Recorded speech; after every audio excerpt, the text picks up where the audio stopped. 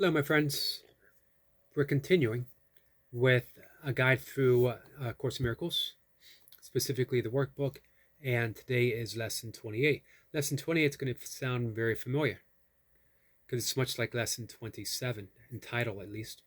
Above all else, I want to see, which sounds very familiar. If you remember Lesson 21, I am determined to see things differently, as well as Lesson 20, I am determined to see. There's a theme here. It's a very important theme. The theme is not physically seeing, it is vision.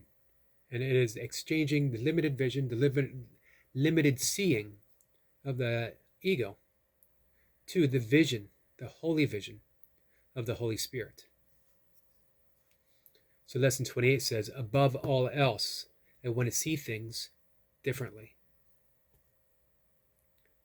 We certainly can look around the world right now, our daily lives. We can turn on the news, we can read a headline, we can go to social media, and we'll see a world divided politically, socially, spiritually,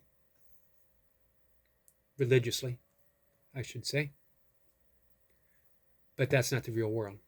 That's not heaven. That's not the world that God created. That's what we want to see. Above all else, I want to see things differently than I see them right now. I want vision. I want insight. As my inner vision changes, so does the outer world. So let's dive in here. Today, we are really giving specific applications to the idea for yesterday. In these practice periods, you will be making a series of definite commitments. The question of whether you will keep them in the future is not our concern here. If you're willing to at least make them now, you will have started on the way to keeping them. And we are still at the beginning, only 28 lessons in. You may wonder why it's important to say, for example, above all else, I want to see this table differently. In itself is not important at all. Yet what is all by itself? And what does in itself mean? You see a lot of separate things about you, which really means you are not seeing at all. You either see or not. When you have seen one thing differently, you will see all things differently. The light you will see in anyone, the light you will see in any one of them, is the same light you will see in all of them. When you say, above all else, I want to see this table differently, you are making a commitment to withdraw your preconceived ideas about the table and open your mind to what it is and what it is for. Sorry, guys, I got a big smile on my face. Every once in a while, you get an aha moment, even after 35 years or so of studying the Course. You are making a commitment to withdraw your preconceived ideas about the table and open your mind to what it is and what it is for. You are not defining it in past terms. You are asking what it is rather than telling it what it is. You are not binding its meaning to your tiny experience of tables, nor are you limiting its purpose to your little personal thoughts. You will not question what you have already defined. And the purpose of these exercises is to ask questions and receive the answers. In saying, above all else, I want to see this table differently, you are committing yourself to seeing. It is not an exclusive commitment. It is a commitment that applies to the table just as much as anything else or anyone else, neither more or less. You could, in fact, gain vision from just that table if you would withdraw all your own ideas about it and look upon it with a completely open mind. It has something to show you, something beautiful and clean and of infinite value, full of happiness and hope, hidden under all your ideas about it. It is a real purpose, the purpose it shares with the universe. In using the table as a subject for applying the idea for today, you are therefore really asking to see the purpose of the universe.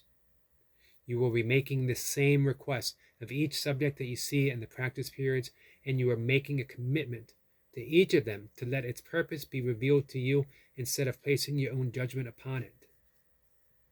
We will have 6 2-minute practice periods today, in which the idea for today is stated first and then applied to whatever you see about you.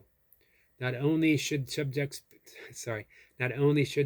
be chosen randomly, but each one should be accorded equal sincerity as today's idea is applied to it, in an attempt to acknowledge the equal value of them all and their contribution to your seeing. As usual, the application should include the name of the subject your eyes happen to light on, and you should rest your eyes on it while saying, above all else, I want to see this cup differently. Above all else, I want to see this phone differently. Above all else, I want to see this hand differently, this body, this desk, the universe. Above all else, I want to see you differently. Most especially if I'm having difficulty in forgiving. Each application should be made quite slowly and as thoughtfully as possible. There is no hurry. This was an important lesson for me to revisit.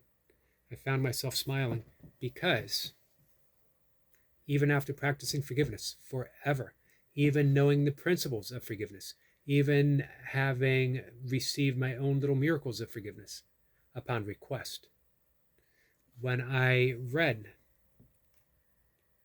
it wasn't that long ago when I read this, I'm going through the workbook lessons myself, my own pace, nearing the end, another year, recommitment to the workbook. And yet revisiting this lesson for you guys, that deep, deep lesson of requesting, above all else, I want to see you differently. You being the person that I might not be able to forgive. If I ask, maybe to see you differently, without the preconceived notions I have of you, without the story that I tell about you. Imagine how you would look. Absolutely beautiful. As you are. Thank you guys. I love you.